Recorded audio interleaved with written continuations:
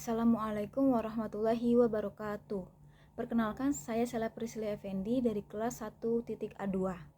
Dalam kesempatan kali ini, saya ingin mempresentasikan mengenai dampak positif dan dampak negatif pariwisata di Banda Neira, mulai dari aspek ekonomi, sosial budaya, dan lingkungan hidup. Banda Neira adalah salah satu pulau utama di Kepulauan Banda, Kabupaten Maluku Tengah, Provinsi Maluku.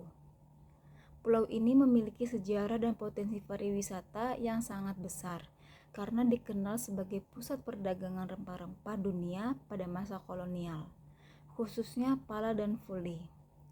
Selain kekayaan sejarahnya, Banda Neira juga memiliki keindahan alam bawah laut yang sangat memukau dan dikenal sebagai mutiara di Laut Banda.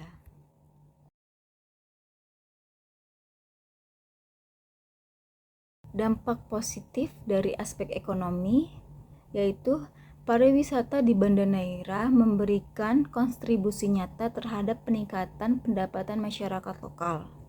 Pertumbuhan sektor wisata membuka lapangan pekerjaan baru di bidang jasa, seperti penginapan, pemandu wisata, transportasi laut, dan usaha kuliner. Contohnya, banyak masyarakat Banda kawasan pelabuhan membuka usaha homestay, warung makan, serta menjual souvenir khas seperti minyak pala dan kerajinan tangan.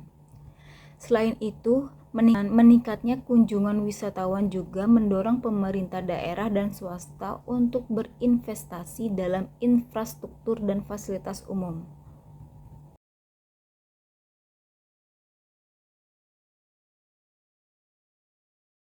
Yang kedua, dampak positif dari aspek sosial dan budaya. Pariwisata di Banda Neira turut mendorong pelestarian budaya dan peningkatan interaksi sosial. Adanya minat wisatawan terhadap budaya lokal membuat masyarakat berusaha mempertahankan tradisi dan kearifan lokal. Contohnya, Festival Banda yang diadakan setiap tahun menampilkan tarian tradisional, musik tifah, dan upacara adat panen pala yang menjadi daya tarik wisata budaya.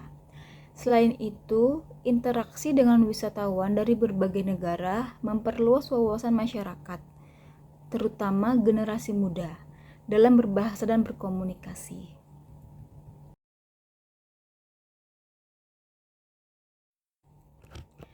Dampak positif dari aspek lingkungan hidup.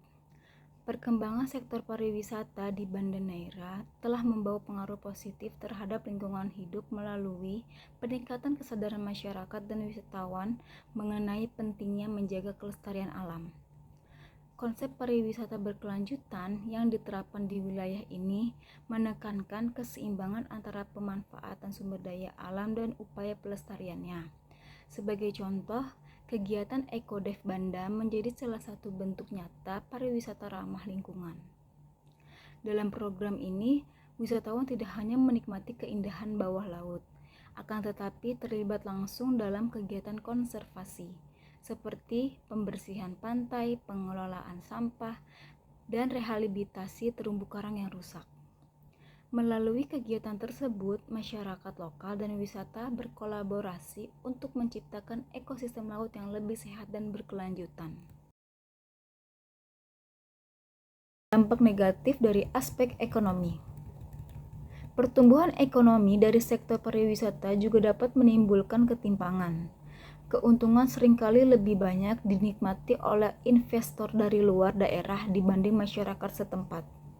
Contohnya, beberapa penginapan modern di Banda dimiliki oleh pihak luar, sementara penduduk lokal hanya berperan sebagai pekerja. Selain itu, peningkatan permintaan barang dan jasa menyebabkan kenaikan harga kebutuhan pokok dan tanah di sekitar kawasan wisata, yang pada akhirnya membebani warga lokal.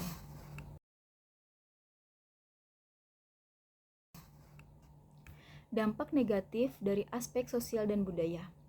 Di sisi lain, masuknya budaya luar berpotensi mengubah gaya hidup masyarakat dan mengikis nilai-nilai tradisional.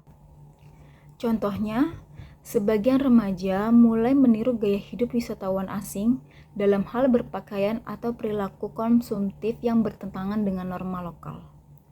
Ketimpangan sosial dapat muncul antara penduduk asli dan pendatang yang memiliki model ekonomi lebih besar, sehingga menimbulkan kebisingan sosial di masyarakat. Dampak negatif dari aspek lingkungan hidup. Namun, jika tidak dikelola dengan baik, aktivitas pariwisata dapat menimbulkan kerusakan lingkungan.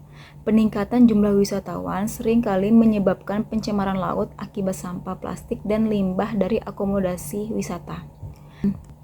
Contohnya, di beberapa titik penyelaman seperti Pulau Rune dan Pulau Hatta, terdapat kerusakan terumbu karang akibat aktivitas snorkeling dan diving yang tidak diawasi dengan baik. Selain itu, pembangunan fasilitas wisata di pesisir berpotensi mengganggu habitat biota laut. Kesimpulannya, pariwisata di Banda Neira memiliki potensi besar untuk mendorong kemajuan ekonomi dan pelestarian budaya, tetapi memerlukan pengelolaan berkelanjutan agar tidak menimbulkan dampak negatif terhadap sosial dan lingkungan. Ada 3 kunci berhasilannya, yaitu pengelolaan berbasis masyarakat lokal, pendidikan wisata berkelanjutan, dan regulasi lingkungan yang tegas. Sekian presentasi dari saya, semoga bermanfaat. Wassalamualaikum warahmatullahi wabarakatuh.